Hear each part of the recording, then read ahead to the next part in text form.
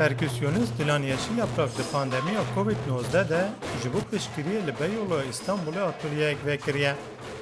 û dersên darbûkayê dide komek jinan û ku ji sih kesan pêk tê. Piştî ku di dema pandemiyê de karê Yeşil Yaprak disekine, ew ji bo başkirina deroniya jinan û jinên bûne armanca tondiyê wek şagird hildibijêre û dest bi dayîna dersan dike. Meha Nisanê Gulanê da kuştina jinan ya dimalê pir zêde bûn hejmara wan.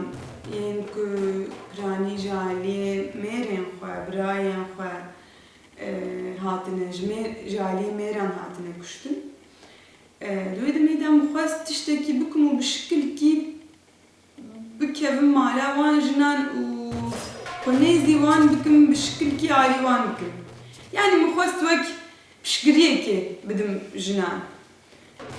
Her wiha Yeşil Yaprak bawer dike ku hemû sîstema jiyanê mêrperest e û ew vê yekê jî rexne dike û dibêje ku min xwest ku ez qadeke taybet ji bo jinan ava bikim.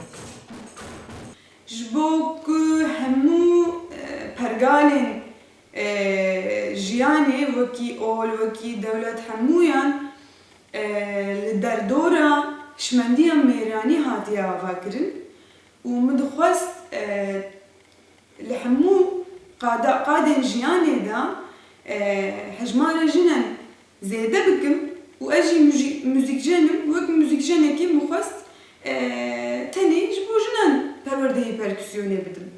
Di serî de ji bo vê atölyeyê bi sedan selêdan çêdibin. Lê hem ji ber cî hem jî ji ber hin bêderfetiyên din tenê sih jin dikarîne beşdarî dersan bibin. Lê di vê atölyê de parêzer jî hene, xwendekar û karker jî. Pir xweş derbas me, ez pir kêfxweş dibim vê derê. Bêhna min dertê wax destê min vê derê. Wextê darbûkayê jî dikim ji xwe diçim dinyaka din. Heqas ez ji vê dinê dur dibim. Pir kêfxweş, pir huzûr derbas dibe. Parêzer Özge Akgüz jî tîne ziman ku ew di vê atölyeyê ne tenê dersên darbûkayê dibînin û ew ê jî wiha got. Şehirde, metropolde yaşayan kadınlar olarak Em wek jinên ku li metropolan dijîn li navbera dem, lez, cih û hewildana gihandîna cihekî de perçebûnek dijîn ku em her tim dibin armanca desthilatê. Dema em tên vir û serpêhîtiyên xwe ji hev re dibêjin, bînvedanek cuda çêdibe. Her wiha aheng jî di navbera beden, ruh û hişte hevgirtinekî çêdike. Li gor min enstrümanên bi lêdana xîtabî şûruşta mirovan dike. Ji ber vê yekê jî ev dersana ji bo min cihekî cuda de taybet de ne. bu dersler benim için ayrı bir yerde duruyor yani. Perküsyonist Yeşil Yaprak ji bo armanc û pêşeroja atölyeyê jî dibêje ku ez dixwazim çanda Kurdan bi jinên Kurd li hemû cîhanê bidim nasîn.